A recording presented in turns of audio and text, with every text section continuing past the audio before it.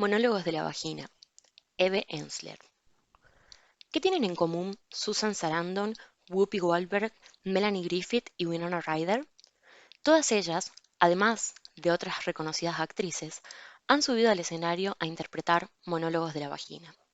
Esta obra, que en 2001 fue elegida en Estados Unidos para abanderar la lucha contra los malos tratos a mujeres, es el resultado de las entrevistas que Eve Ensler realizó a más de 200 mujeres para escribir su obra teatral del mismo título. Estaba preocupada por las vaginas. Me preocupaba lo que pensamos sobre las vaginas y aún más que no pensáramos sobre ellas. Así que hablé con más de 200 mujeres. Hablé con mujeres mayores, jóvenes, casadas, solteras, lesbianas, profesoras universitarias, actrices, ejecutivas, prostitutas, norteamericanas, afroamericanas, asiáticas, hispanas, blancas y judías. Al principio se sentían cohibidas, pero una vez que se animaban ya no había forma de pararlas. Para Ariel, que conmociona mi vagina y hace estallar mi corazón.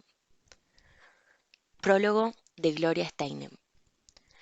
Yo pertenezco a la generación del ahí abajo, es decir, esas eran las palabras, pronunciadas rara vez y en voz baja, que las mujeres de mi familia usaban para referirse a todos los genitales femeninos, ya fuesen internos o externos. No es que desconocieran términos como vagina, labios, vulva o clítoris. Por el contrario, estudiaron magisterio y probablemente tenían más acceso a la información que la mayoría. Ni siquiera se debía a que no fuesen mujeres liberadas o a que fueran unas mojigatas, como habrían dicho ellas. Una de mis abuelas ganaba dinero escribiendo por encargo sermones, de los que no creía una palabra, para su estricta iglesia protestante y luego ganaba más apostándolo en las carreras de caballos. Mi otra abuela era una sufragista, una educadora e incluso llegó a ser una de las primeras candidatas políticas, lo cual hizo cundir la alarma entre muchas personas de su comunidad judía. En cuanto a mi madre, había sido una periodista pionera años antes de que yo naciera, y siempre se preocupó de criar a sus dos hijas de manera más progresista a como le habían educado a ella. No recuerdo oírla utilizar ninguna de las palabras peyorativas que hacían que el cuerpo femenino pareciera algo sucio o vergonzoso, y estoy agradecida por ello. Como comprobarán en estas páginas, muchas hijas crecieron con una carga mucho más pesada. No obstante, no oí palabras que fueran más precisas y mucho menos que denotaran orgullo. Por ejemplo, ni una sola vez oí la palabra clítoris. Transcurrirían años hasta que aprendí que las mujeres poseíamos el único órgano en el cuerpo humano cuya función exclusiva era sentir placer. Si semejante órgano fuese privativo del cuerpo masculino, ¿pueden imaginarse lo mucho que oiríamos hablar de él y las cosas que se justificarían con ello? Así pues, ya fuese mientras aprendía a hablar, o deletrear, o a cuidar mi propio cuerpo, se me decía el nombre de cada una de las asombrosas partes de mi anatomía, menos el de una zona innombrable. Ello me dejó desprotegida frente a las palabras vergonzosas y los chistes guarros que oiría en el patio del colegio, y más tarde, frente a la creencia popular de que los hombres, ya fuesen amantes o médicos, sabían más acerca del cuerpo de las mujeres que las propias mujeres. Vislumbré por primera vez el espíritu de autoconocimiento y de libertad que encontrarán en estas páginas cuando después de licenciarme en la universidad viví en la India durante un par de años. En los templos y santuarios hindúes veía el lingam, un símbolo abstracto de los genitales masculinos, pero también vi por primera vez en mi vida el yoni, un símbolo de los genitales femeninos, con forma de flor, de triángulo o de óvalo de dos puntas. Me explicaron que miles de años atrás este símbolo había sido objeto de adoración, por considerarlo más poderoso que su equivalente masculino, una creencia que se transmitió al tantrismo, cuyo principio central es la incapacidad del hombre para alcanzar la plenitud espiritual, si no es a través de la unión sexual y emocional con la energía espiritual superior de la mujer. Era una creencia tan profundamente arraigada y extendida que incluso algunas de las religiones monoteístas que excluyen a las mujeres y que surgieron posteriormente la conservaron en sus tradiciones. Si bien estas creencias fueron y continúan siendo marginadas o negadas como herejías por los líderes religiosos mayoritarios. Por ejemplo, los cristianos agnósticos adoraban a Sofía como el Espíritu Santo femenino y consideraban a María Magdalena la discípula más sabia de Cristo. El budismo tántrico aún afirma que la esencia de Buda reside en la vulva. Los místicos sufíes del Islam Creen que la fana o el éxtasis solo se puede alcanzar mediante el fravashi, el espíritu femenino. La Shekinah del misticismo judío es una versión del Shakti, el alma femenina de Dios. E incluso la Iglesia Católica incluía formas de cultos a María que ponían más énfasis en la madre que en el hijo. En numerosos países de África, Asia y otros lugares del mundo, donde las deidades siguen representándote como seres femeninos, además de masculinos, los altares contienen la joya en el loto y otras representaciones del lingam en el yoni. En la India, las diosas hindúes Durga y Kali son las encarnaciones de las fuerzas yoni del nacimiento y de la muerte, de la creación y la destrucción. Sin embargo, la India y el culto al yoni parecían hallarse a mucha distancia de las actitudes norteamericanas respecto al cuerpo de la mujer cuando regresé a mi país. Incluso la revolución sexual de los años 60 solo consiguió que más mujeres estuvieran disponibles sexualmente para un mayor número de hombres. El no de los años 50 simplemente fue sustituido por un sí constante y entusiasta. No fue hasta el activismo feminista de la década de los 70 cuando empezaron a surgir alternativas a todo, desde las religiones patriarcales hasta Freud, la distancia desde A hasta B, del doble rasero en las pautas de conducta sexual a la pauta única del control patriarcal, político, religioso sobre el cuerpo de las mujeres como medio de reproducción. Aquellos primeros años de descubrimiento están simbolizados para mí por algunos recuerdos sensoriales como recorrer Woman House, la casa de la mujer, de Judy Chicago en Los Ángeles, donde cada habitación estaba creada por un artista diferente y donde descubrí, por primera vez, el simbolismo femenino existente de mi propia cultura. Por ejemplo, la forma de lo que llamamos corazón, cuya simetría se asemeja a la vulva mucho más que a la simetría del órgano al que da nombre, probablemente sea un vestigio del símbolo genital femenino. Fue reducido por siglos de dominación masculina de ser un símbolo de poder a ser un símbolo de mero sentimentalismo. Recuerdo estar sentada en una cafetería de Nueva York con Betty Dodson, la conocerán en estas páginas, intentando mantener el tipo mientras a ella ponía los pelos de punta a quienes aguzaban las orejas, escuchando su explicación desenfadada sobre la masturbación como una fuerza liberadora. O volver a la sede de la revista Miss y encontrar, entre los carteles siempre humorísticos del tablón de anuncios, uno que decía: son las 10 de la noche, ¿sabes dónde está tu clítoris? Cuando las feministas imprimíamos coños al poder en chapas y camisetas como una manera de reivindicar esa palabra desprestigiada, yo podía reconocer la restauración de un antiguo poder. Al fin y al cabo, la palabra indoeuropea Kunt es una derivación del título de Kunda o Kunti de la diosa Kali y comparte la misma raíz etimológica que kin, parientes, y que country, país.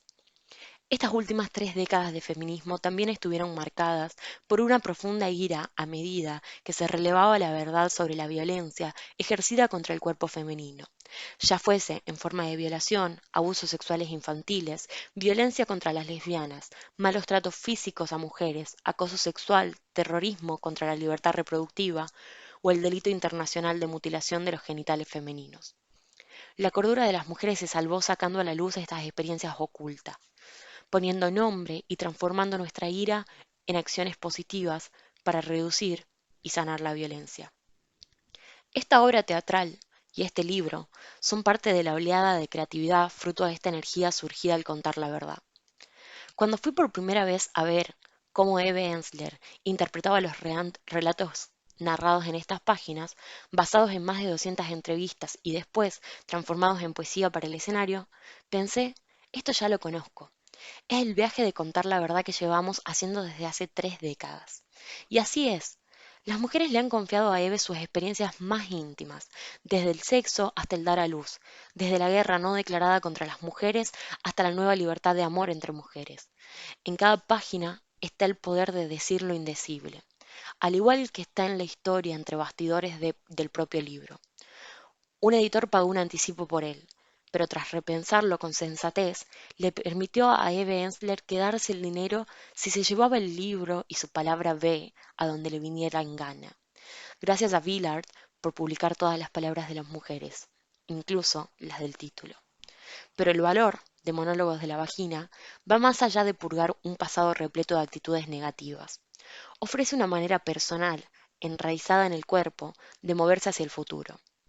Creo que quienes lean este libro, no únicamente las mujeres, sino también los hombres, podrán emerger de estas páginas sintiéndose no solo más libres en su foro interno y en relación a los demás, sino también con alternativas al viejo dualismo patriarcal de lo femenino masculino, cuerpo-mente, sexual-espiritual, que está arraigado en la división de nuestro ser físico entre la parte de lo que hablamos y la parte de lo que no hablamos. Por si un libro con la palabra vagina en su título todavía les parece muy alejado de estas consideraciones filosóficas y políticas, voy a ofrecerles otro de mis descubrimientos. En los años 70, mientras me documentaba en la Biblioteca del Congreso, encontré un tratado poco conocido sobre historia de la arquitectura religiosa que daba por sentado un hecho como si fuera sabido por todos, que el trazado tradicional de la mayoría de edificios patriarcales de culto imita el cuerpo femenino.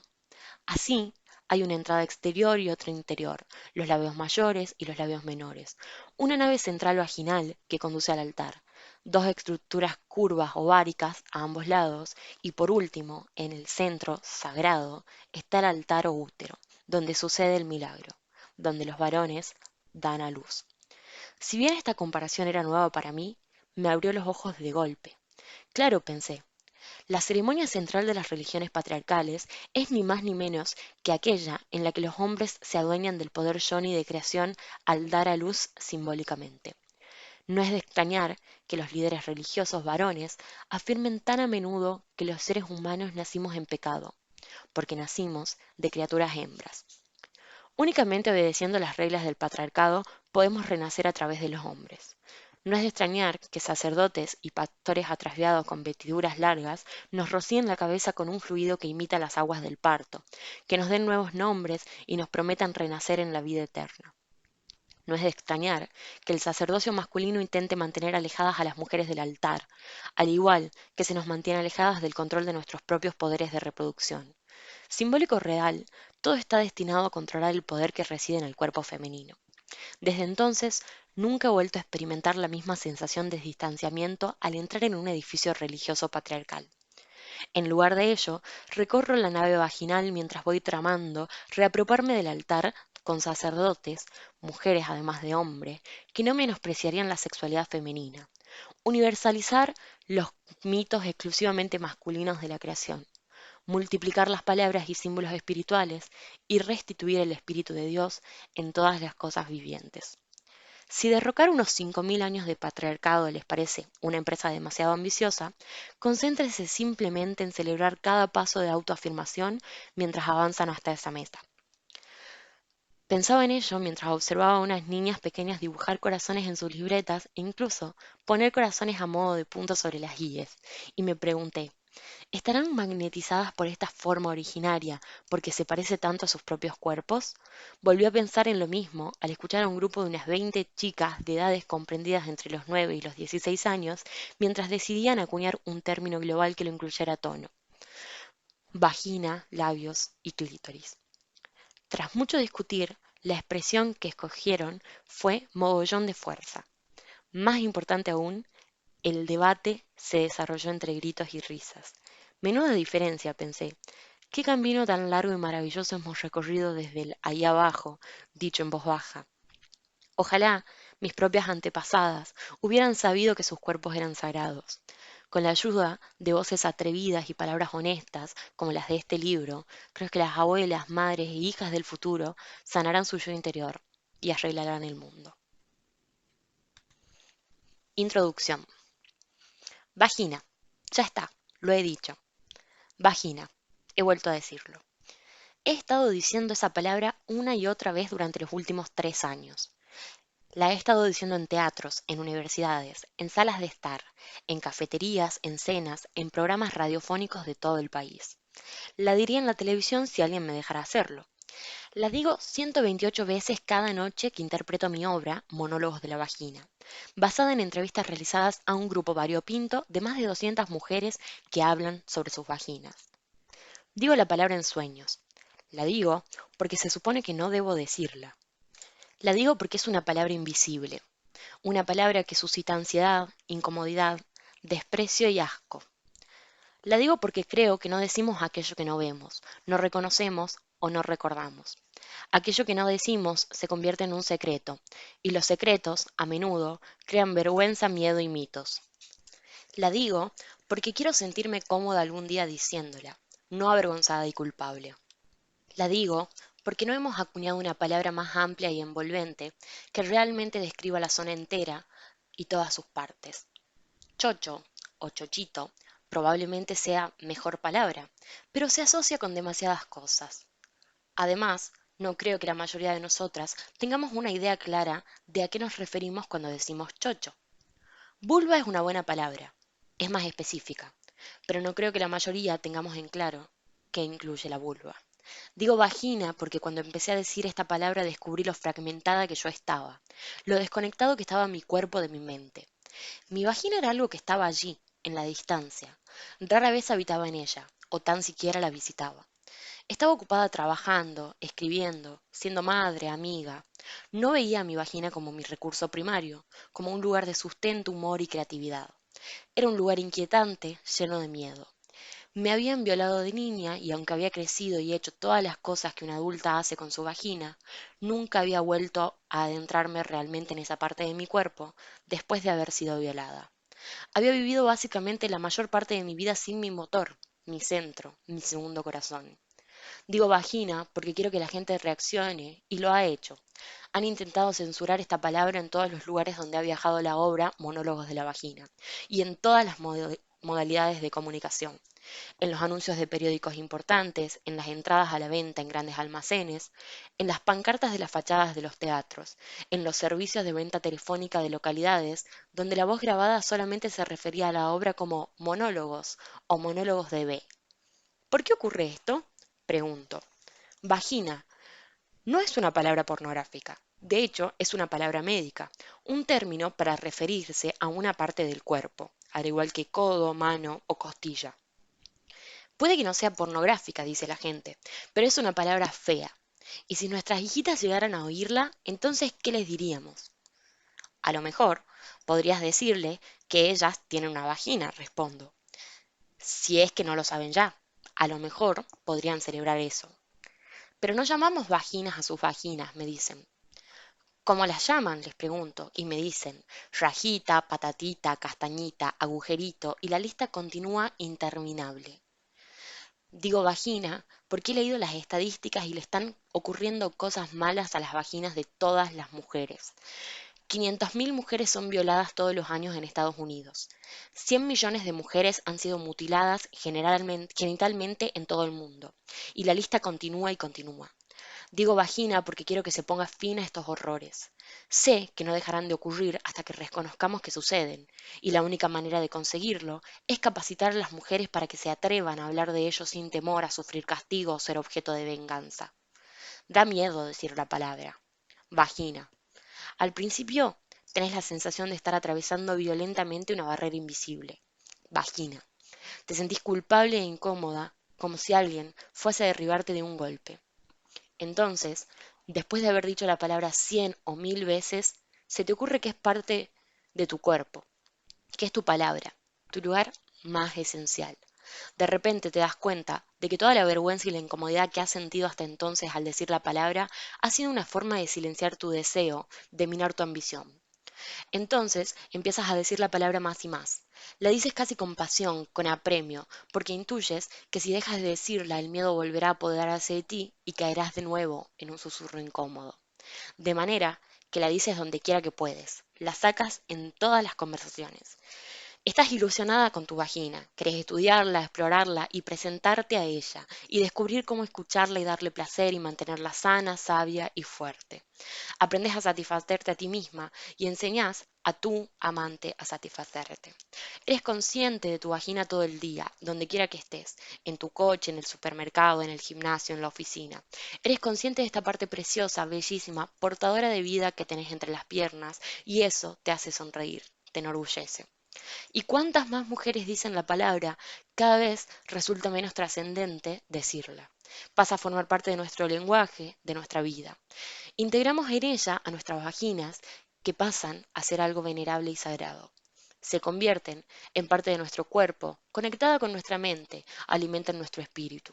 Y la vergüenza desaparece y las violaciones cesan porque las vaginas son visibles y reales y están conectadas con mujeres poderosas, sabias, que hablan de sus vaginas. Nos espera un largo viaje. Este es el principio.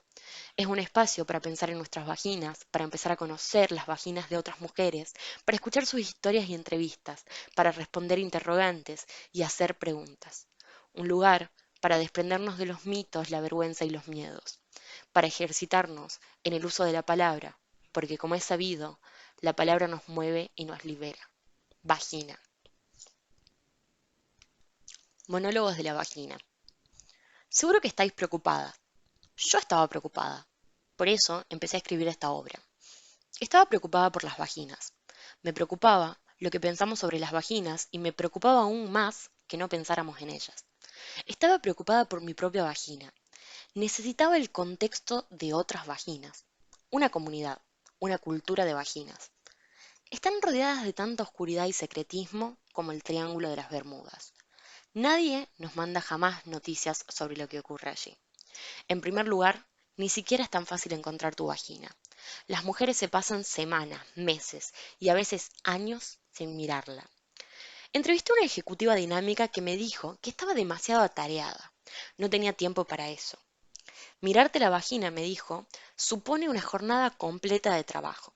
Tienes que tumbarte de espaldas delante de un espejo vertical, preferiblemente de cuerpo entero. Tienes que colocarte en la posición perfecta, con la luz perfecta, que entonces queda ensombrecida por el espejo y por el ángulo en el que estás. Acabas hecha un nudo.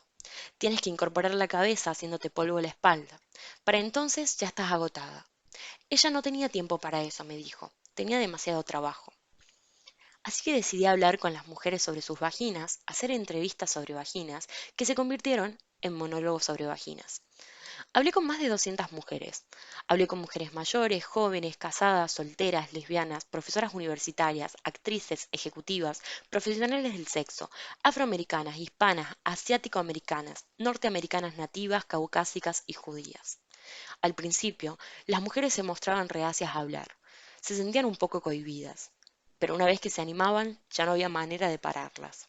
En el fondo, a las mujeres les encanta hablar de sus vaginas. Se la ve ilusionadísimas, sobre todo porque hasta entonces nadie les ha preguntado. Pero antes que nada, empecemos por la palabra vagina. En el mejor de los casos suena una infección. Puede que a un utensilio médico. Rápido, enfermera, tráigame la vagina. Vagina, vagina. Por muchas veces que la digas, nunca suena como una palabra que querés decir. Es una palabra totalmente ridícula, absolutamente antierótica.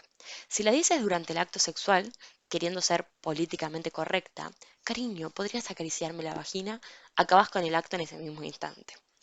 Estoy preocupada por las vaginas, por cómo las llamamos y por cómo no las llamamos. En Great Neck la llaman conejito. Una mujer de allí me contó que su madre solía decirle: no te pongas bragas debajo del pijama, cielo.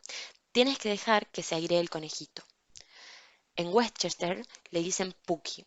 En Nueva Jersey, What.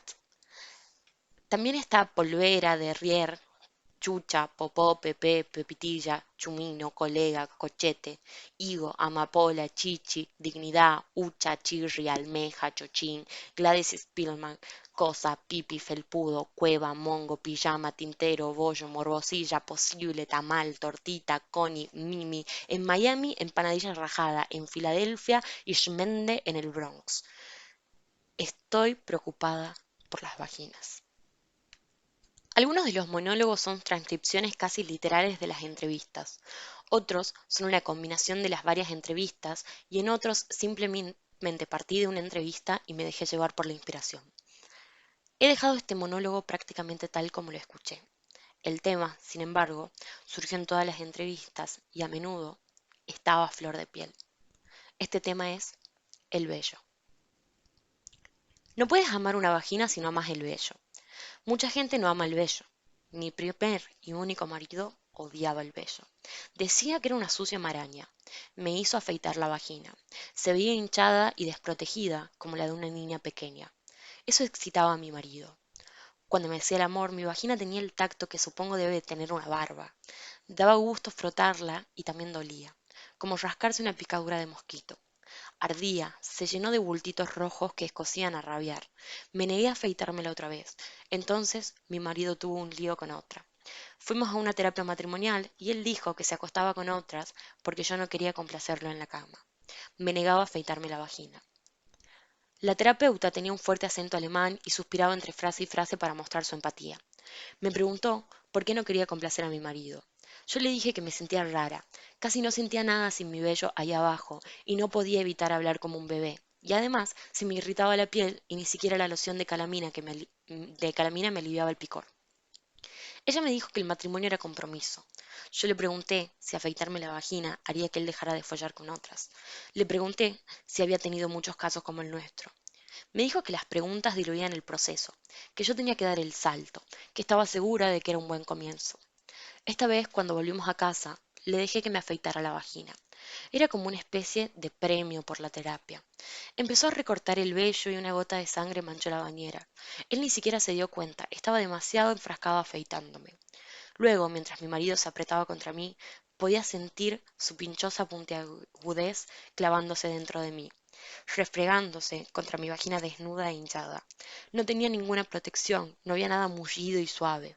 Entonces comprendí que tenemos vello ahí por una razón. Es como la hoja alrededor de la flor, como el césped que rodea la casa. Tienes que amar el vello para poder amar la vagina.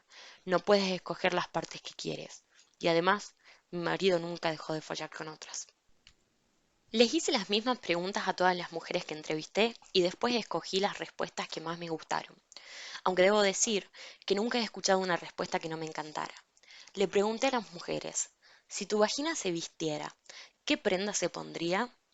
Una chaqueta de cuero, medias de seda, un bisón, un boa de plumas rosa de marabú, un smoking de hombre, tejanos, algo que se me ciñera como un guante, esmeraldas, un traje de noche, lentejuelas, solo Armani, un tutú, ropa interior negra transparente, un traje de baile de tafetán, algo lavable a máquina, un antifaz, un pijama de terciopelo morado, angora, un lazo rojo, armiño y perlas, un sombrero grande lleno de flores, un sombrero de piel de leopardo, un kimono de seda, una boina, pantalones de chandal, un tatuaje, un dispositivo de descarga eléctrica para mantener alejados a los extraños, tacones altos, encaje y unas botas de combate, plumas moradas y ramitas y conchas, algodón, un pichi, un bikini, un impermeable.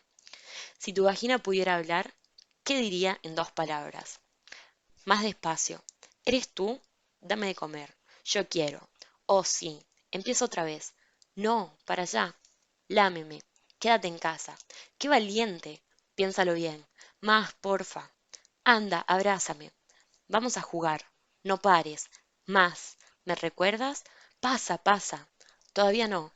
Madre mía. Sí, sí. Dame marcha. Entra bajo tu propia responsabilidad. Oh, Dios mío. Gracias a Dios. Estoy aquí. Manos a la obra. En marcha. Encuéntrame. Gracias. Bonjour. Demasiado fuerte. No te rindas. Mejor así. Sí, ahí. Entrevisté a un grupo de mujeres cuyas edades oscilaban entre los 65 y los 75 años. Estas entrevistas fueron las más conmovedoras de todas, posiblemente porque a muchas de las mujeres nunca les habían hecho una entrevista sobre vaginas hasta entonces. Por desgracia, la mayor parte de las mujeres de este grupo de edad tenía muy poca relación consciente con su vagina. Me sentí muy afortunada por haberme criado en la época feminista. Una mujer que tenía 72 años ni siquiera se había visto nunca la vagina. Solo se había tocado para lavarse mientras se duchaba, pero nunca con una intención consciente. Jamás había tenido un orgasmo. A los 72 años de edad empezó una terapia y, alentada por su terapeuta una tarde, volvió a su casa, encendió unas velas, se preparó un baño, puso música suave y descubrió su vagina. Dijo que le llevó más de una hora, porque a su edad ya estaba artrítica, pero cuando finalmente se encontró el clítoris rompió a llorar. El siguiente monólogo está dedicado a ella. La inundación. Ahí abajo, no he estado ahí abajo desde 1953. ¿Qué va? No tuvo nada que ver con Eisenhower. No, no, lo de ahí abajo es un sótano. Es muy húmedo, mohoso y frío. No quieres bajar ahí. Créeme, te entrarían ganas de vomitar. Es asfixiante, absolutamente nauseabundo. Con ese tufo a humedad y a moho y a todo lo demás. No hay quien aguante la peste que echa, se te pega la ropa. No, no hubo ningún accidente ahí abajo. No es que explotaran y se incendiaran ni nada por el estilo. No fue tan dramático como eso. Quiero decir que, bueno, da igual. No, da igual.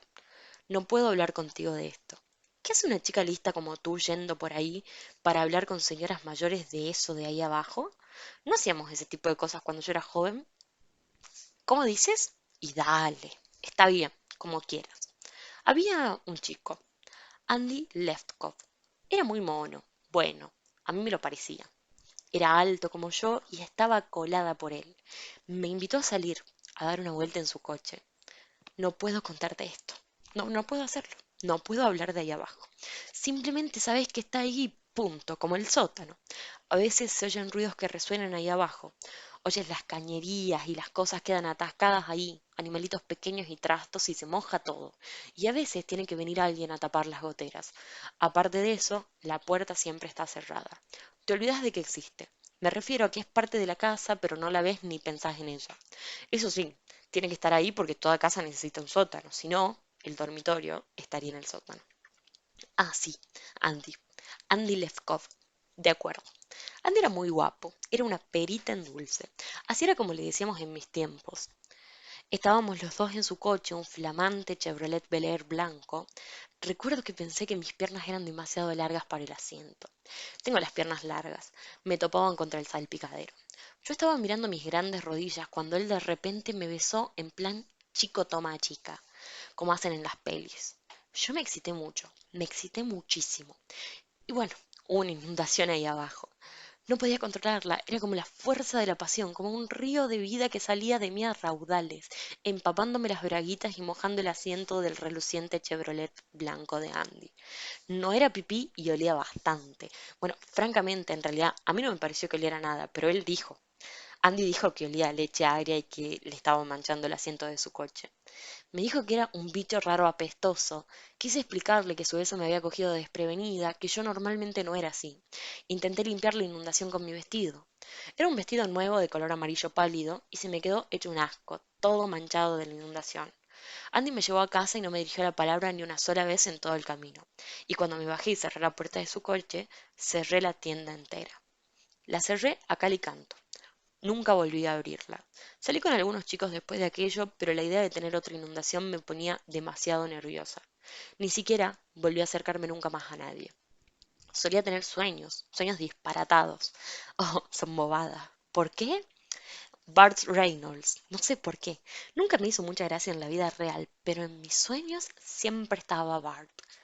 Siempre era el mismo sueño, más o menos. Estábamos juntos, Bart y yo en uno de esos restaurantes como los que ves en Atlantic City, un local enorme con luces de araña y adornos y miles de camareros con chalecos.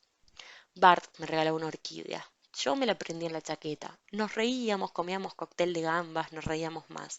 Éramos felices juntos. Después, Bart me miraba a los ojos y me atraía hacia él en medio del restaurante. Y entonces, cuando estaba a punto de besarme, la habitación empezaba a temblar. Unas palomas salían volando de debajo de la mesa. No sé qué hacían así, ahí esas palomas.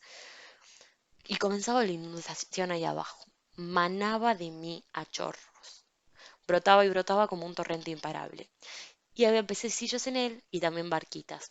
El restaurante entero iba llenándose de agua y Bart estaba ahí de pie, cubierto hasta las rodillas en mi inundación, mirándome con expresión terriblemente decepcionada por haber vuelto a hacerlo, horrorizado mientras veía a sus amigos, Dean, Marty y Pandilla, pasar nadando junto a nosotros vestidos en sus smokings y trajes de fiesta.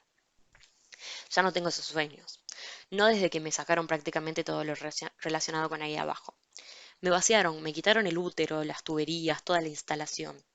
El médico creyó que estaba siendo gracioso. Me dijo, si no lo usa, lo pierde.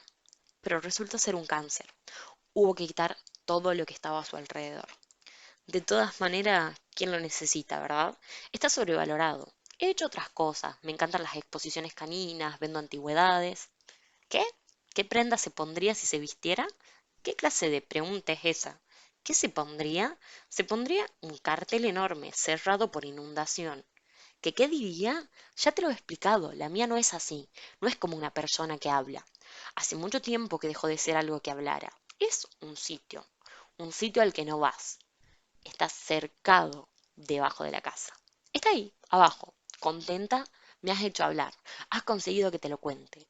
Has conseguido que una señora mayor hable de su allá abajo. ¿Ya estás satisfecha? Se da media vuelta para marcharse. Se gira. ¿Sabes? En realidad, eres la primera persona a la que le he hablado de esto. Y la verdad es que me siento un poco mejor. Verdades sobre la vagina. En un proceso por brujería celebrado en 1593, el inquisidor, un hombre casado, por lo visto, descubrió un clítoris por primera vez. Lo identificó como una tetilla de diablo, prueba concluyente de la culpabilidad de la bruja encausada. Se trataba de un pequeño bulto de carne con forma protuberante como si fuese una tetilla, con una longitud de media pulgada, que el carcelero, al percatarse de él, a primera vista, no quiso revelar, pues se hallaba junto a un lugar tan secreto que no era decente mostrar. Finalmente, sin embargo, reacio a ocultar un asunto tan extraño, se lo mostró a diversos circunstantes. Dichos circunstantes jamás habían visto nada igual. La bruja fue declarada culpable. The Woman's Encyclopedia of Myths and Secrets. Entrevisté a muchas mujeres sobre el tema de la menstruación. Empecé a ocurrir algo así como un fenómeno coral, una especie de canto colectivo salvaje. Las mujeres se hacían ecos unas a otras. Dejé que las voces fluyeran entre sí para formar un río de sangre. Me perdí en la sangre. Yo tenía 12 años. Mi madre me abofeteó. Segundo curso, 7 años de edad. Mi hermano estaba hablando de la regla. No me gustaba la manera en que se reía. Fui a mi madre. ¿Qué es una regla?, le pregunté. Una cosa que sirve para medir y para dibujar líneas rectas, me contestó. Mi padre me regaló una postal que ponía, para mi nena pequeña que ya no es tan pequeña. Estaba aterrada. Mi madre me enseñó las abultadas compresas higiénicas. Me dijo que debía tirar las usadas en el cubo que había debajo del fregadero de la cocina. Recuerdo que fui una de las últimas. Tenía 13 años. Todas queríamos que nos viniera. Tenía muchísimo miedo. Empecé a guardar las compresas usadas en bolsas de papel marrón en los rincones oscuros del trastero, en la buhardilla. Octavo curso. Mi madre dijo, qué bien. En la escuela de secundaria, gotitas marrones antes de que me viniera.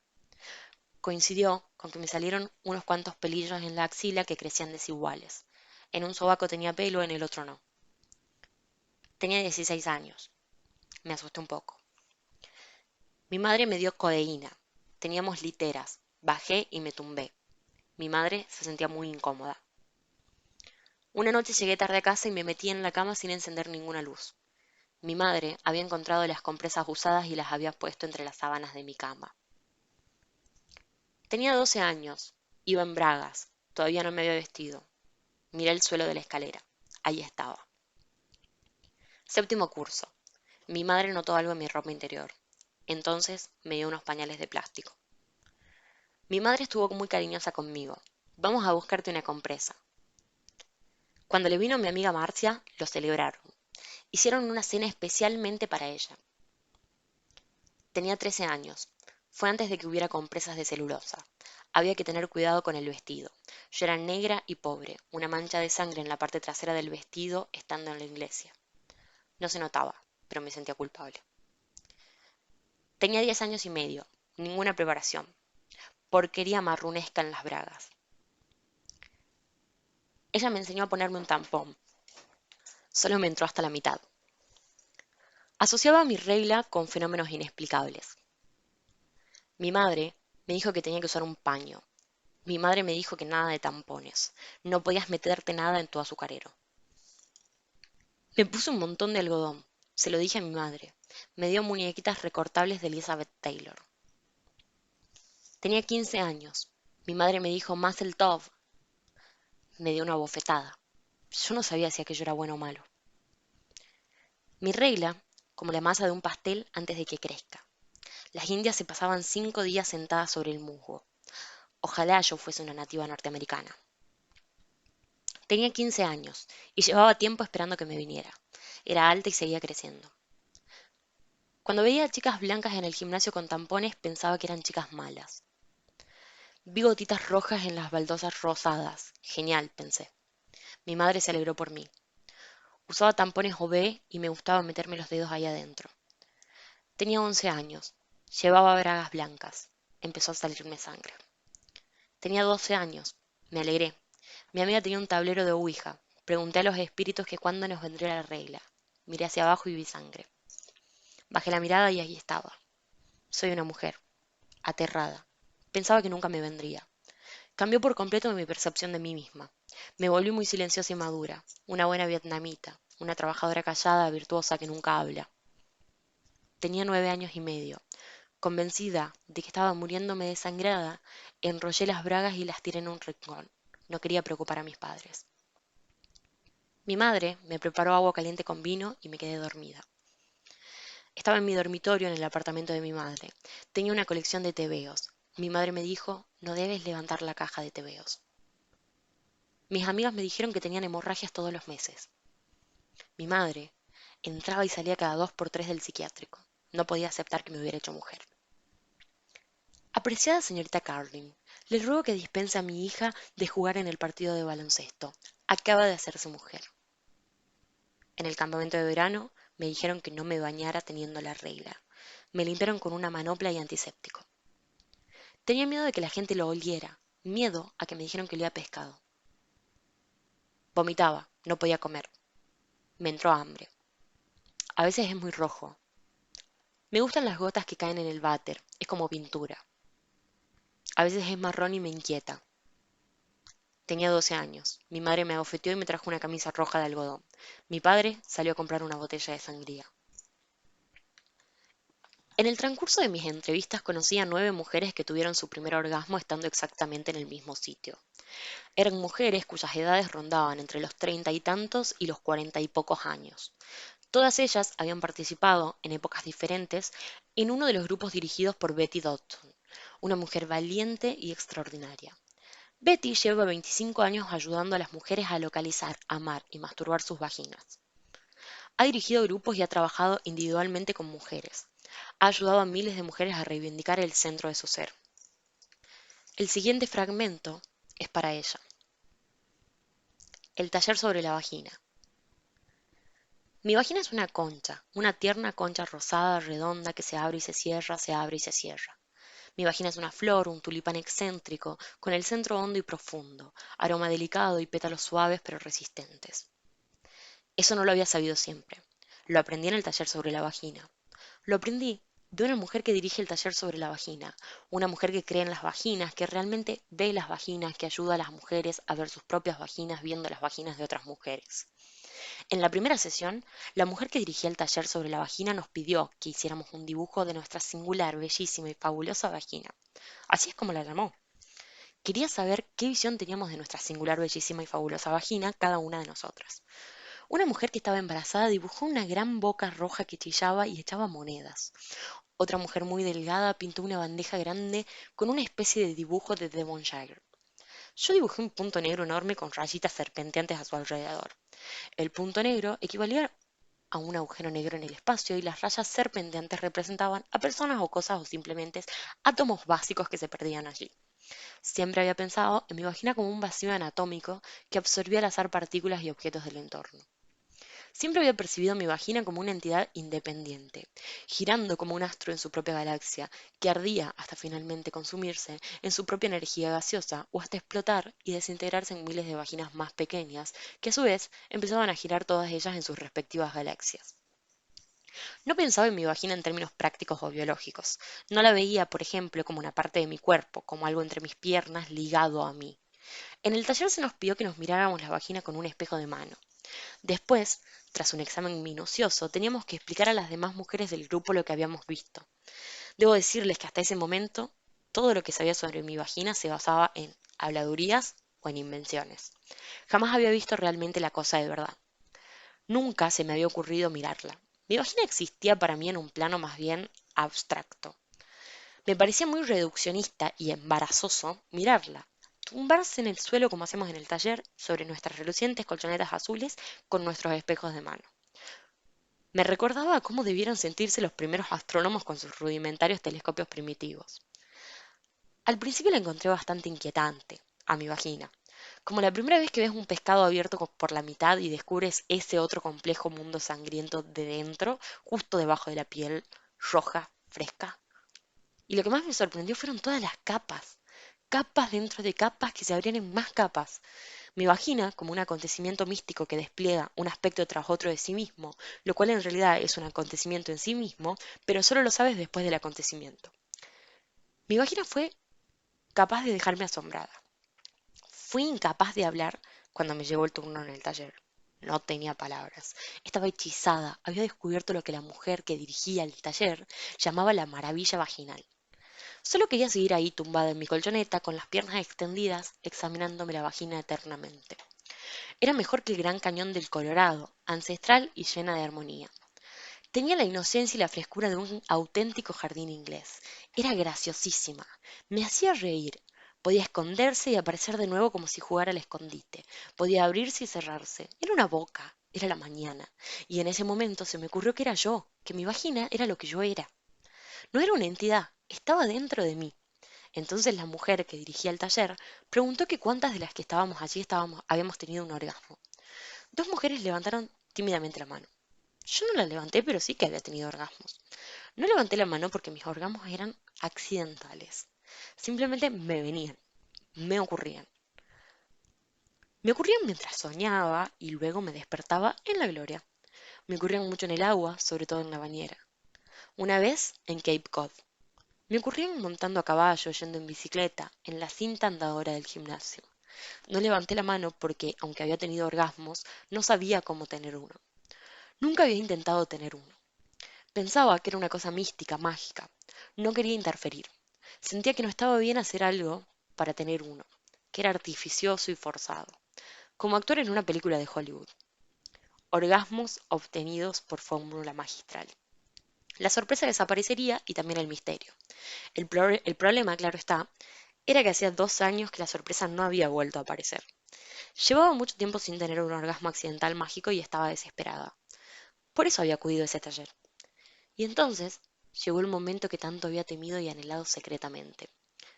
La mujer que dirigía el taller pidió que volviéramos a coger nuestros espejos de mano y que intentáramos localizar nuestro clítoris.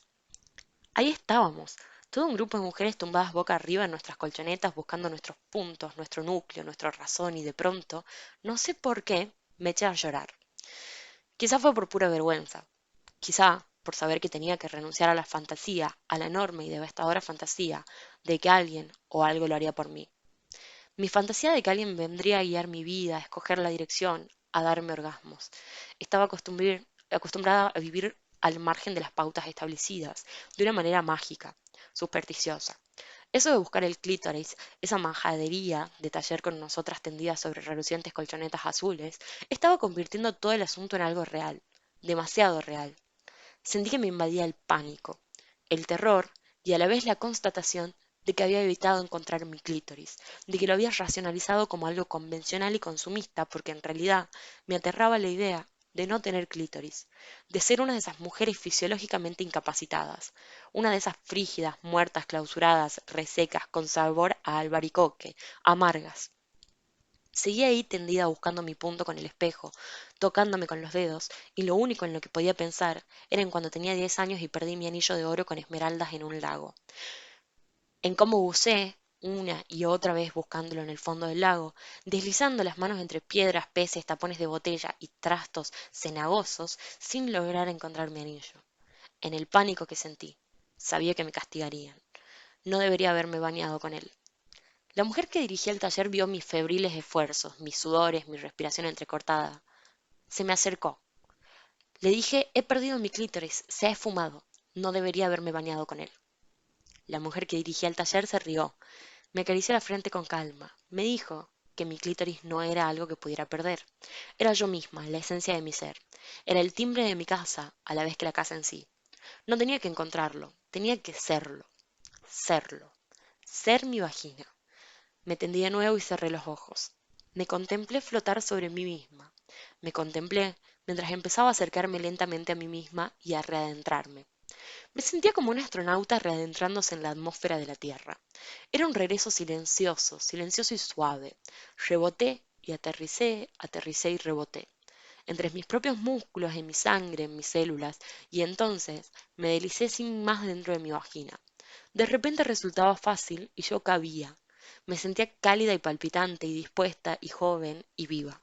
Y entonces, sin mirar, con los ojos aún cerrados, puse el dedo sobre lo que de repente se había convertido en mí.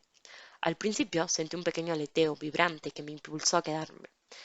Entonces el vibrante aleteo se convirtió en un temblor, una erupción, y las capas se dividían y subdividían. El temblor fue creciendo hasta abrirse un horizonte ancestral de luz y silencio, que a su vez se abrió una dimensión de música y colores, de inocencia y anhelo, y me sentí vinculada, conectada, a un vínculo poderoso mientras me retorcía sobre mi pequeña colchoneta azul. Mi vagina es una concha, un tulipán y un destino. Estoy llegando al mismo tiempo que empiezo a marcharme. Mi vagina, mi vagina, mi vagina y yo.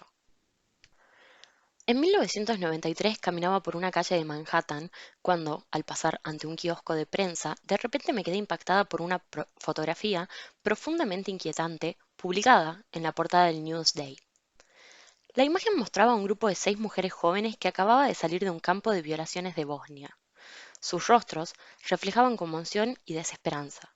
Pero lo más inquietante era la sensación de que algo dulce, algo puro, había sido destruido para siempre en la vida de cada una de ellas. Leí el reportaje. En las páginas interiores del periódico aparecía otra fotografía de las jóvenes que se habían reencontrado hacía poco con sus madres y posaban todas juntas en un semicírculo en un gimnasio. Formaban un grupo muy numeroso y ni una sola de las mujeres, ninguna madre, ninguna hija, era capaz de mirar a la cámara. Supe que tenía que ir allí, tenía que conocer a esas mujeres. En 1994, gracias al apoyo de un ángel, de Lauren Lloyd, pasé 2 meses en Croacia y en Pakistán, entrevistando a refugiadas bosnias. Entrevisté a esas mujeres y estuve con ellas en campamentos, en bares y en centros de refugiados. He vuelto a Bosnia en 2 ocasiones desde entonces. Cuando regresé a Nueva York, después de mi primer viaje, estaba absolutamente indignada. Indignada porque entre 20.000 y 70.000 mujeres estaban siendo violadas en plena Europa en 1993, como una táctica sistemática de guerra, y nadie hacía nada por impedirlo. No alcanzaba a comprenderlo. Una amiga me preguntó que por qué me sorprendía. Me dijo que más de 500.000 mujeres eran violadas cada año en nuestro propio país, y eso, que en teoría no estábamos en guerra. Este monólogo está basado en la historia de una mujer. Quiero darle las gracias por haberla compartido conmigo. Su espíritu y su fortaleza me impresionan, como también me impresionan todas y cada una de las supervivientes de las terribles atrocidades cometidas en la antigua Yugoslavia que conocí. El siguiente fragmento está dedicado a las mujeres de Bosnia. Mi vagina era mi aldea. Mi vagina era verde, praderas, de un suave rosado acuoso. Una vaca mugiendo, sol, siesta, novio cariñoso rozándome con una suave brizna de paja dorada. Hay algo entre mis piernas, no sé qué es, no sé dónde está, no lo toco, ahora no, ya no, no desde entonces. Mi vagina era parlanchina, no podía esperar tanto, tanto hablar, palabras que hablaban, no podía dejar de intentarlo, no podía dejar de decir oh sí, oh sí. No desde que sueño que tengo un animal muerto cosido ahí dentro con hilo de pescar negro y grueso, y no puedo desprenderme del aspestoso olor a animal muerto, y tiene un tajo en el cuello y sangra tanto que me empapa todos mis vestidos de verano. Mi vagina cantando todas las canciones de chica, todas las canciones en las que suenan cencerros de cabra, todas las canciones de praderas de otoños silvestres, canciones de vaginas, canciones natales de vaginas. No desde que los soldados me metieron un rifle largo y grueso ahí dentro. Qué frío está, con el cañón de acero que me anula el corazón. No sé si van a dispararlo o a clavármelo hasta más adentro, hasta atravesar mi cerebro que da vueltas como un trompo. 6 de ellos, médicos monstruosos con máscaras negras que también me penetran con botellas, y con varas y el palo de una escoba.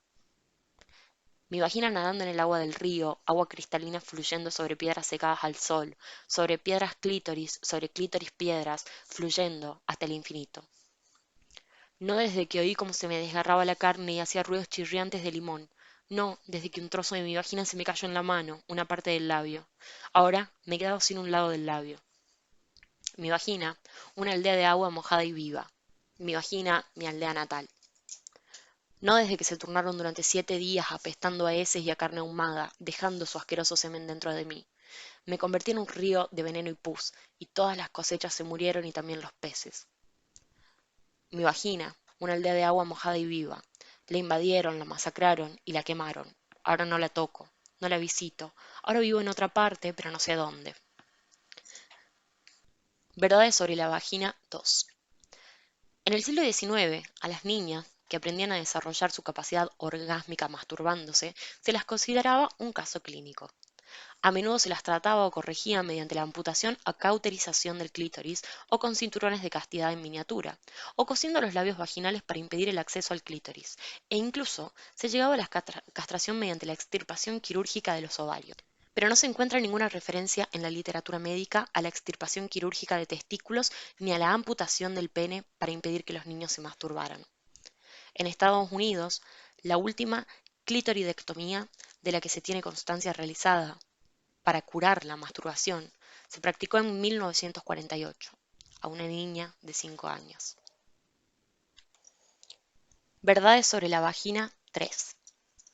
Entre 80 millones y 100 millones de niñas y muchachas han sido sometidas a la mutilación genital. En los países donde se realiza esta práctica, en su mayor parte africanos, alrededor de 2.000 millones de chicas al año están expuestas a que les corten el clítoris o se lo extirpen por completo con una navaja, o una cuchilla o un fragmento de vidrio, y a que una parte o la totalidad de sus labios vaginales sean cosidos entre sí con cordel de tripa o con espinas. La operación a menudo se embellece denominándola circuncisión. La especialista africana Nahid Toubia lo explica lisa y llanamente. La práctica equivalente en un hombre abarcaría desde la amputación de la mayor parte del pene hasta la extirpación de todo el pene, sus raíces de tejido blando y parte de la piel escrotal. Entre las secuelas a corto plazo se cuentan el tétanos, septicemia, hemorragias, cortes en la uretra, en la vejiga, en las paredes vaginales y en el esfínter anal. A largo plazo, infecciones uterinas crónicas, cicatrices extensas que pueden dificultar de por vida el caminar, formación de fístulas, aumento desmesurado del dolor y peligro durante el parto y muertes prematuras. The New York Times, 12 de abril de 1996. Durante los últimos 10 años he estado trabajando con mujeres que no tienen casa, mujeres a las que nos referimos como gente sin techo, para así poder catalogarla y olvidarnos de ella. He hecho todo tipo de cosas con estas mujeres que se han convertido en mis amigas.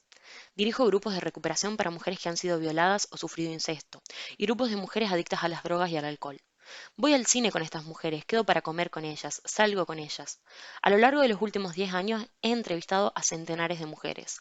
En todo este tiempo, solo he conocido a 2 que no fueron sometidas a incesto de niñas o violadas de muchachas.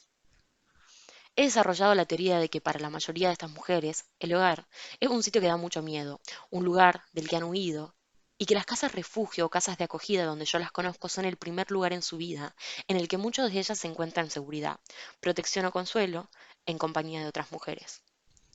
El siguiente monólogo es la historia de una de estas mujeres tal como ella me la contó.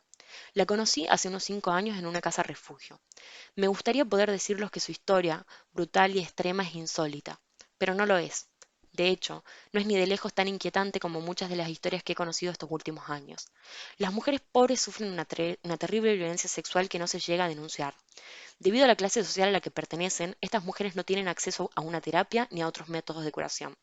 Los abusos y malos tratos constantes que sufren acaban minando su autoestima, abocándolas a las drogas, a la prostitución, al SIDA y en muchos casos a la muerte.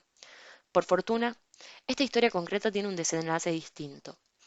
Esta mujer conoció a otra en la casa de acogida y se enamoraron. Gracias a su amor, ambas salieron del sistema de las casas refugio y hoy comparten juntas una vida maravillosa. Escribí este fragmento para ellas, para sus espíritus asombrosos, para todas las mujeres que no vemos, que sufren y que nos necesitan. El pequeño Chirri que podía. Recuerdo, diciembre de 1965. 5 años de edad. Mi mamá me dice con voz atemorizadora, fuerte y amenazante que deje de rascarme el chirri. De pronto me aterra pensar que me lo he arrancado de tanto rascarme. Tengo miedo de que me entre agua ahí abajo y de que se llene hasta hacerme reventar. Me pongo tiritas sobre mi chirri para tapar el agujero, pero se despegan en el agua. Imagino que tengo un tapón ahí dentro, un tapón de bañera que impide que me entren cosas. Duermo con tres braguitas de algodón con estampados de corazones sonrientes debajo del pijama. Sigo queriendo tocarme, pero no lo hago. Recuerdo, 7 años de edad. Edgar Montán, que tiene 10 años, se enfada conmigo y me da un puñetazo con todas sus fuerzas en la entrepierna. Me siento como si me hubiera roto entera. Vuelvo cojeando a casa, no puedo hacer pis. Mi mamá me pregunta que qué le pasa a mi chirri, y cuando le cuento lo que Edgar me ha hecho, me dice a gritos que nunca vuelva a dejar que nadie me toque ahí abajo. Intento explicarle, no me lo ha tocado, mamá, le ha dado un puñetazo. Recuerdo, 9 años de edad. Juego en la cama dando brincos y volteretas, y al caer me clavo uno de los pilares de la cama en todo mi chirri. Suelto alaridos agudos que salen directamente de la boca de mi chirri. Me llevan al hospital y me cosen ahí abajo, donde se ha desgarrado. Recuerdo, 10 años de edad. Estoy en la casa de mi padre. Él está celebrando una fiesta en el piso de arriba. Todo el mundo bebe. Estoy jugando sola en el sótano, probándome mi conjunto nuevo de sujetador y braguitas blancas de algodón que me ha regalado la novia de mi padre. De repente, el mejor amigo de mi padre, un hombre grande llamado Alfred, se me acerca por detrás. Me baja de un tirón mis bragas nuevas y clava su pene grande y duro en mi chirri. Grito, pataleo, forcejeo intentando quitármelo de encima, pero él ya lo ha metido. Entonces llega mi padre. Tiene una pistola. De pronto se oye un ruido fortísimo, horrible, y entonces Alfred y yo estamos cubiertos de sangre, de mucha sangre. Estoy convencida de que mi chirri finalmente se me está cayendo. Alfred queda paralítico de por vida y mi mamá no me deja ver a mi padre en 7 años. Recuerdo, 12 años de edad. Mi chirri es un sitio muy malo, un sitio de dolor, desagradable, de puñetazos, de invasión y de sangre. Es una zona de mala suerte. Me imagino una autopista sin peaje entre mis piernas y chica, estoy viajando, yéndome bien lejos de aquí.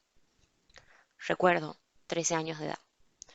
Hay una mujer preciosa de 24 años en nuestro barrio y yo siempre me la quedo mirando fijamente. Un día me invita a subir a su coche. Me pregunta si me gusta besar a los chicos y yo le respondo que no me gusta. Entonces ella me dice que quiere enseñarme algo. Se inclina hacia mí y me besa muy suavemente en los labios con sus labios y después desliza su lengua en mi boca. ¡Wow! Me pregunta si quiero ir a su casa y entonces vuelve a besarme y me dice que me relaje, que lo sienta, que deje que nuestras lenguas lo sientan. Le pregunta a mi mamá si puedo pasar la noche en su casa y mi madre está encantada de que una mujer tan guapa y con tanto éxito se interese por mí. Estoy asustada, pero al mismo tiempo no puedo esperar. Su apartamento es fantástico, lo tiene muy bien montado. Estamos en los años 70. Cortinas de sartas de abalorios, almohadones mullidos, luces suaves de ambiente. En ese mismo instante, decido que de mayor quiero ser secretaria como ella. Se prepara un vodka y entonces me pregunta que qué quiero tomar. Le digo que lo mismo que está tomando ella y me dice que a mi mamá no le gustaría que bebiera vodka. Yo le respondo que seguramente tampoco le gustaría que me besara con chicas y entonces la señora preciosa me prepara una copa. Después se cambia y se pone unas picardías de raso de color chocolate. Es guapísima. Siempre pensé que las tortilleras eran feas. Te queda genial, estás estupenda, le digo, y ella me contesta, tú también. Pero yo solo llevo este sujetador y estas bragas blancas de algodón, le digo. Entonces, lentamente, ella me pone otras picardías de raso. Es de color lavanda, como los primeros días de primavera. El alcohol se me ha subido a la cabeza, me noto suelta y dispuesta. Colgado sobre la cabecera de la cama tiene un cuadro de una mujer negra desnuda con una enorme melena de lo afro.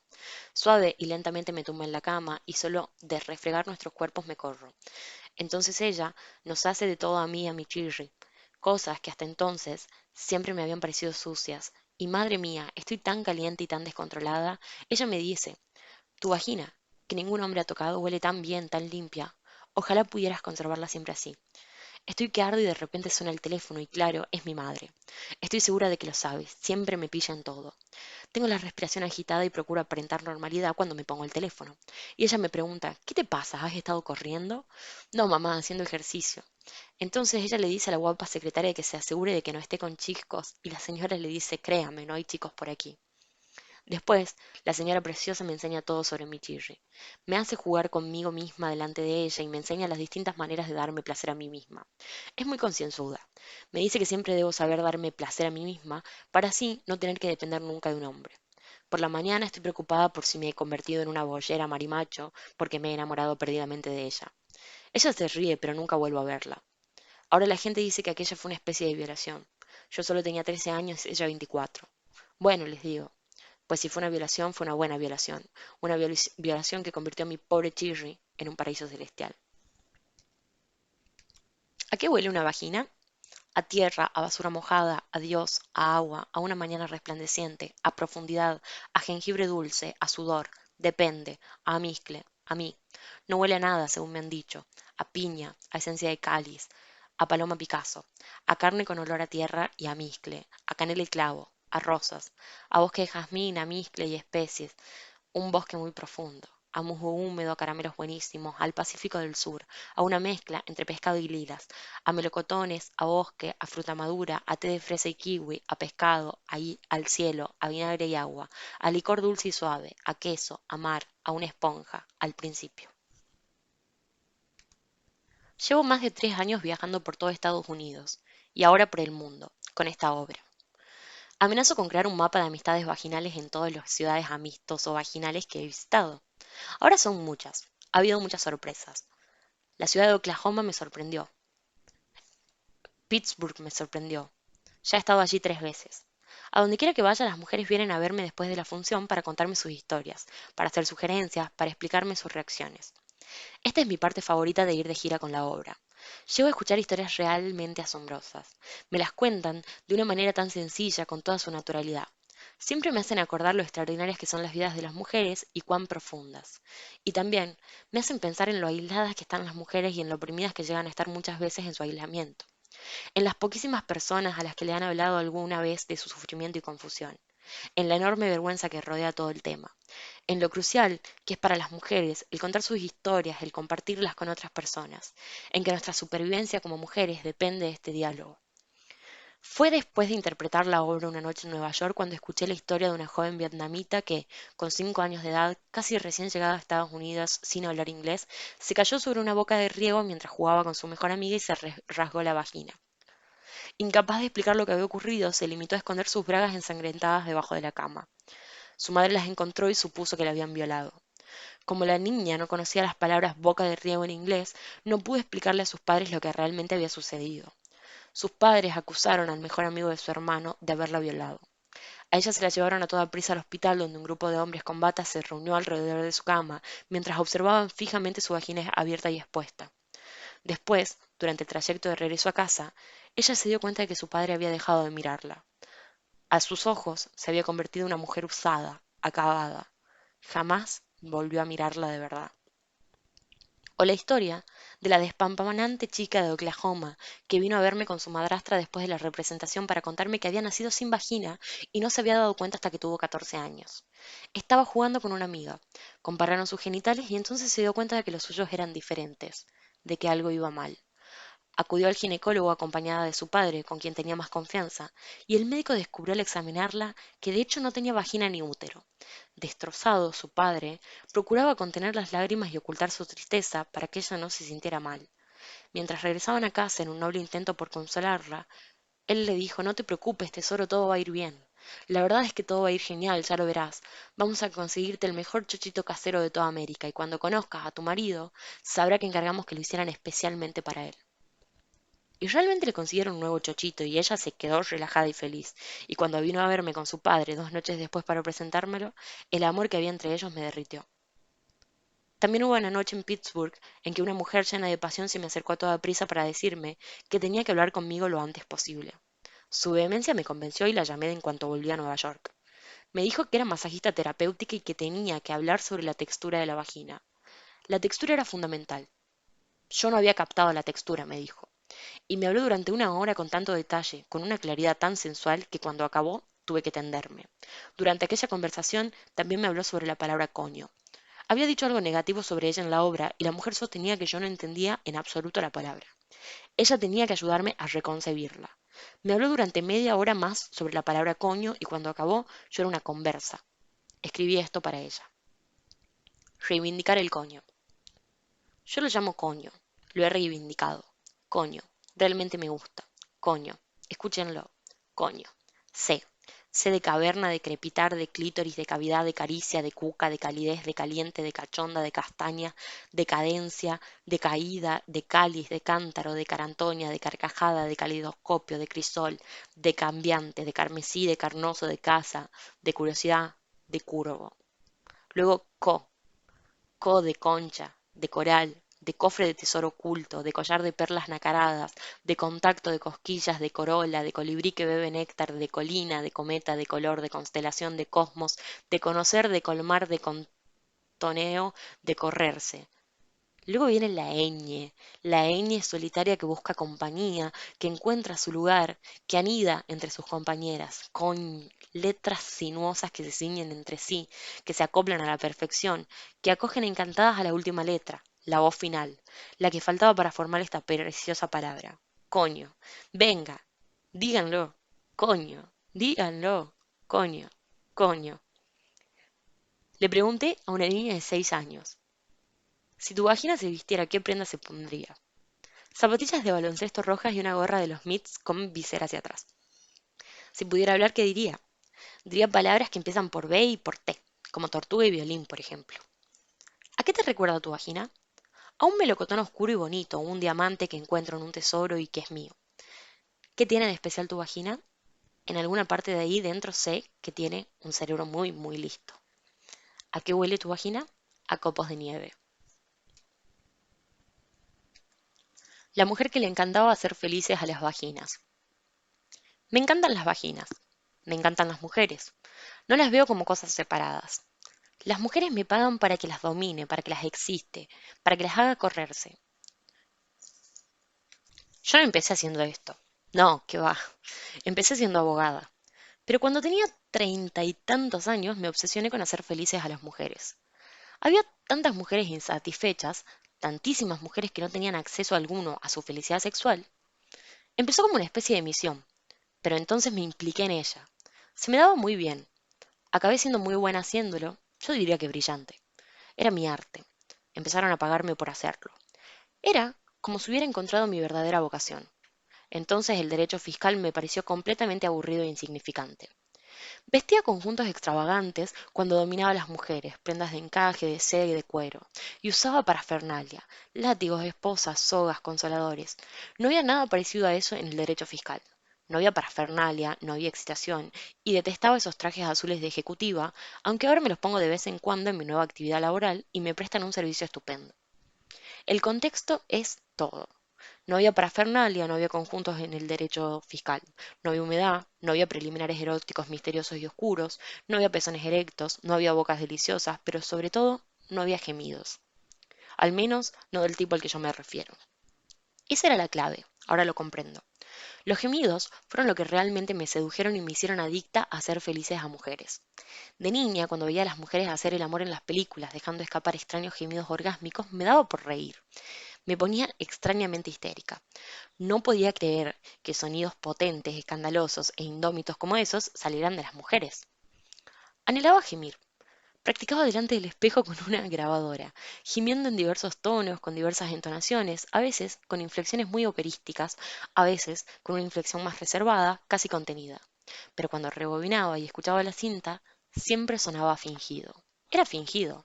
En realidad, no estaba enraizado en nada sexual, solo en mi deseo de ser sexual.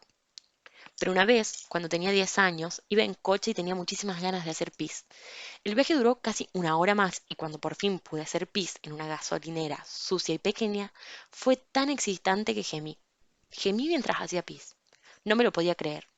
Yo, gimiendo en una estación de servicio de Texaco perdida en algún lugar en medio de Luisiana. Fue precisamente entonces cuando comprendí que los gemidos están relacionados con no conseguir enseguida lo que quieres, con retardar las cosas, con dilatarlas. Me di cuenta de que los gemidos eran mejores cuando te cogían por sorpresa. Salían de esa misteriosa parte oculta de ti que hablaba su propio lenguaje. Comprendí que eran de hecho ese lenguaje. Me convertí en una gemidora. Eso ponía ansiosos a la mayoría de los hombres. Francamente, los aterraba. Yo gemía con fuerza y ellos no podían concentrarse en lo que estaban haciendo. Se distraían, perdían la atención y entonces lo perdían todo. No podíamos hacer el amor en las casas de la gente, las paredes eran demasiado delgadas y acabé teniendo mala fama en mi edificio, y la gente me miraba con desprecio en el ascensor. Los hombres pensaban que era demasiado vehemente, otros me decían que estaba chiflada. Empecé a sentirme mal por gemir. Me volví callada y modosa. Hundí la cara en la almohada para no hacer ruido. Aprendí a tragarme mis gemidos, a contenerlos como un estornudo. Empecé a tener dolores de cabeza, a sufrir trastornos provocados por el estrés. Casi había perdido las esperanzas cuando descubrí a las mujeres. Descubrí que a la mayoría de las mujeres les encantaban mis gemidos, pero lo que era aún más importante, descubrí lo mucho que me excitaba cuando otras mujeres gemían, cuando yo podía hacer gemir a otras mujeres. Se convirtió en una especie de pasión para mí. Descubrir la clave, encontrar la llave que abría la boca de la vagina, que daba rienda suelta a su voz, a esa canción salvaje. Hice el amor con mujeres silenciosas y encontré ese lugar dentro de ellas, y se escandalizaron a sí mismas con sus gemidos. Hice el amor con gemidoras y hallaron un gemido más profundo, más penetrante. Me obsesioné. Anhelaba hacer el gemir a las mujeres, estar al mando como la directora de una orquesta quizá, o de una banda de música. Era como una especie de cirugía, algo así como una ciencia delicada, encontrar el tempo, la localización exacta o el hogar del gemido. Así lo llamaba yo. A veces lo encontraba por encima de los tejanos de una mujer. A veces me acercaba a él con sigilo, como quien no quiere la cosa, desactivando calladamente las alarmas de alrededor y adentrándome. A veces usaba la fuerza, pero no una fuerza violenta, opresora, sino más bien dominante. La fuerza del tipo, voy a llevarte a algún sitio, no te preocupes, tiéndete y disfruta del viaje, nena. A veces era simplemente prosaico. Encontraba el gemido antes de que la cosa hubiera empezado siquiera. Mientras comíamos tranquilamente una ensalada o pollo con los dedos. Aquí está, mira, ¿por dónde? De lo más fácil, ahí mismo, en la cocina. Todo mezclado con el vinagre balsámico. Otras veces usaba parafernalia. Me encantaba la parafernalia. A veces hacía que la mujer encontrara su propio gemido delante de mí. Yo esperaba, me mantenía firme hasta que ella realmente se abría. No me dejaba engañar por los gemidos menores, más obvios. No, no. Yo la obligaba a ir más allá, hasta conectar con toda su fuerza de gemir. Está el gemido de clítoris, un sonido suave, bucal, el gemido vaginal, un sonido profundo, gutural, el gemido combinado clito-vaginal. También está el pregemido, una insinuación de gemido, el casi gemido, un envolvente sonido circular. El gemido has dado justo en el blanco, un sonido más profundo, definitivo. El gemido elegante, un sonido risueño y sofisticado. El gemido wasp, ya sabes, el de la mujer blanca, anglosajona y protestante sin sonido alguno. El gemido semi-religioso, un sonido de salmodia musulmana. El gemido cima de montaña, un sonido tipo canto tirolés. El gemido de bebé, un sonido gugú. El gemido perruno, un sonido jadeante. El gemido de cumpleaños, un sonido de fiesta desmadrada. El gemido de militante bisexual desinhibida, un sonido profundo, agresivo y golpeteante. El gemido ametralladora, el gemido zen torturado, el gemido de diva, el gemido del orgasmo calambre en el dedo del pie y finalmente el gemido triple orgasmo sorpresa. Después de escribir este fragmento, se lo leí a la mujer en cuya entrevista me había basado. Me dijo que no pensaba que realmente tuviera nada que ver con ella. El fragmento le encantó, pero no se veía reflejada en él. Tenía la sensación que, de algún modo, yo había rehuido hablar sobre las vaginas, de que seguía concibiéndolas como objeto. Incluso los gemidos eran una manera de considerar la vagina como un objeto, de separarla del resto del cuerpo, del resto de la mujer. Había una gran diferencia en la manera en que las lesbianas veían las vaginas. Yo seguía sin haberlo captado. Así que la entrevisté otra vez. Como lesbiana, me dijo, necesito que partas de un lugar centrado en lo lésbico, no enmarcado dentro de un contexto heterosexual. Yo no deseaba a las mujeres, por ejemplo, porque me desagradaran los hombres. Los hombres ni siquiera formaban parte de la ecuación, me dijo. Tienes que hablar sobre el entrar en las vaginas. No puedes hablar sobre sexo lésbico sin hablar sobre eso. Por ejemplo, dijo, estoy practicando el sexo con una mujer. Ella está dentro de mí, yo estoy dentro de mí, follándome al mismo tiempo que ella. Tengo 4 dedos dentro de mí, 2 son suyos y 2 son míos. Yo no sabía si en realidad quería hablar de sexo, pero claro, ¿cómo puedo hablar sobre vaginas sin hablar de ellas en acción? Me preocupa el factor excitación, me preocupa que el texto sirva a otros fines espurios. ¿Hablo de vaginas para que la gente se excite? ¿Eso es malo? Como lesbianas, me dijo, conocemos bien las vaginas, las tocamos, las lamemos, jugamos con ellas, las incitamos, notamos cuando el clítoris se hincha, notamos nuestro propio clítoris. Me doy cuenta de que me siento turbada escuchándola. Hay una combinación de razones: excitación, miedo, su amor por las vaginas y su comodidad con ellas, y mi distanciamiento, mi pavor a decir todo esto delante de ustedes, del público. Me gusta jugar con el borde de la vagina, me dijo, con los dedos, con los nudillos, con los dedos del pie, con la lengua. Me gusta adentrarme despacio, entrar lentamente y después hundir 3 dedos dentro. Hay otras cavidades, otras aberturas. Está la boca. Mientras tenga una mano libre hay dedos en su boca, dedos en su vagina, uno y otros en movimiento. Todo en movimiento al mismo tiempo. Su boca chupándome los dedos, su vagina chupándome los dedos, las dos chupando, las dos húmedas, mojadas. Me doy cuenta de que no sé qué es apropiado. Ni siquiera sé qué significa esta palabra. ¿Quién lo dice? Aprendo mucho de lo que me está contando, sobre ella, sobre mí. Entonces llego a mi propia humedad. Ella puede entrar en mí, puedo sentir mi propia humedad, dejar que deslice sus dedos dentro de mí, dentro de mi boca, de mi vagina, una misma cosa. Le saco la mano en mi coño, restriego mi humedad contra su rodilla para que ella la note. Deslizo mi humedad por su pierna, lentamente hacia abajo, hasta que entierro mi cara entre sus muslos. Hablar sobre vaginas, ¿echa a perder el misterio o eso no es más que otro mito que mantiene a las vaginas sumidas en la oscuridad, que las mantienes ignorantes e insatisfechas? Mi lengua está sobre su clítoris, mi lengua ocupa el lugar de mis dedos, mi boca entra a su vagina. Decir estas palabras te hace sentir traviesa, peligrosa, demasiado directa, demasiado específica, transgresora, intensa, al mando, viva. Mi lengua está sobre su clítoris, mi lengua ocupa el lugar de mis dedos, mi boca entra en su vagina. Amar a las mujeres, amar nuestras vaginas, conocerlas y tocarlas y familiarizarnos con quienes somos y con lo que necesitamos. Satisfacernos a nosotras mismas, enseñar a nuestras o nuestros amantes a satisfacernos, estar presentes en nuestras propias vaginas, hablar de ellas en voz alta, hablar de su hambre, de su dolor, de su soledad y de su amor, hacerlas visibles para que no puedan ser saqueadas en la oscuridad sin mayores consecuencias, para que nuestro centro, nuestro núcleo, nuestro motor, nuestro sueño, deje de estar escindido, mutilado, adormecido y roto, para que deje de ser invisible o de estar avergonzado. Tienes que hablar sobre entrar en las vaginas, me dijo. Venga, dijo, entra. Llevaba más de 2 años interpretando esta obra cuando de repente caí en la cuenta de que no había ningún trozo sobre el parto. Era una omisión de lo más curiosa, aunque cuando se lo comenté a un periodista hace poco me preguntó qué tiene que ver. Hace casi 21 años adopté a un chico, Dylan, que tenía prácticamente mi edad. El año pasado, él y su mujer, Shiva, tuvieron una hija. Me pidieron que asistiera al parto. No creo que a lo largo de toda mi investigación realmente comprendiera las vaginas hasta ese momento. Si me maravillaban antes del nacimiento de mi nieta Colette, ahora siento por ellas una profunda veneración. Yo estaba allí, en la habitación, para Shiva. Yo estaba allí cuando su vagina se abrió. Todos estábamos allí. Su madre, su marido y yo, y la enfermera de Ucrania con la mano entera y dentro en su vagina, palpando y girando con su guante de goma mientras nos hablaba tranquilamente, como si estuviera abriendo un grifo que va muy duro. Yo estaba allí, en la habitación, cuando las contracciones la hicieron ponerse a gatas, cuando los gemidos extraños y desconocidos le resumaban por los poros, y seguí estando allí horas después, cuando de repente dejó escapar un grito salvaje, agitando los brazos en el aire electrizante. Yo estaba allí cuando su vagina cambió de un tímido agujero sexual a un túnel arqueológico, una vasija sagrada, un canal veneciano, un pozo profundo con una criatura diminuta atrapada dentro, esperando ser rescatada. Vi los colores de su vagina, cambiaban. Vi el azul roto amoratado, el rojo ardiente tomate, el rosa grisáceo, el tono oscuro. Vi la sangre como sudor a lo largo de los bordes, vi el líquido amarillo, blanco, la mierda, los coágulos saliendo de todos los orificios, saliendo con más y más fuerza. Vi por el agujero la cabeza del bebé, rayones de pelo negro, lo vi justo detrás del hueso, un recuerdo redondo y duro, mientras la enfermera de Ucrania seguía girando y girando su resbaladiza mano.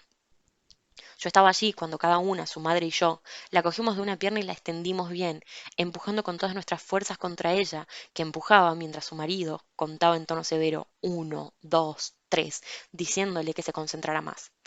Entonces miramos dentro de ella. No podíamos apartar los ojos de ese lugar. Nos olvidamos de la vagina. Todas nosotras nos olvidamos. ¿Qué si no explicaría nuestra falta de asombro, nuestra falta de embeleso? Yo estaba allí cuando el médico introdujo las espátulas de Alicia en el País de las Maravillas y estaba allí mientras su vagina se convertía en una amplia boca operística que cantaba con todas sus fuerzas. Primero asomó la cabecita, después el aleteante brazo grisáceo, después el veloz cuerpo en movimientos natatorios, nadando rápidamente hasta nuestros brazos llorosos. Yo estaba allí después cuando me volví y miré su vagina. Me quedé de pie permitiéndome verla completamente extendida, completamente expuesta, mutilada, hinchada y desgarrada, sangrando a mares sobre las manos del médico, que la cosía calmadamente. Me quedé de pie y mientras la miraba fijamente, su vagina se convirtió de repente en un gran corazón rojo palpitante. El corazón es capaz de sacrificarse, la vagina también. El corazón es capaz de perdonar y de sanar. Puede cambiar su forma para dejarnos entrar. Puede dilatarse para dejarnos salir. La vagina también. Puede sufrir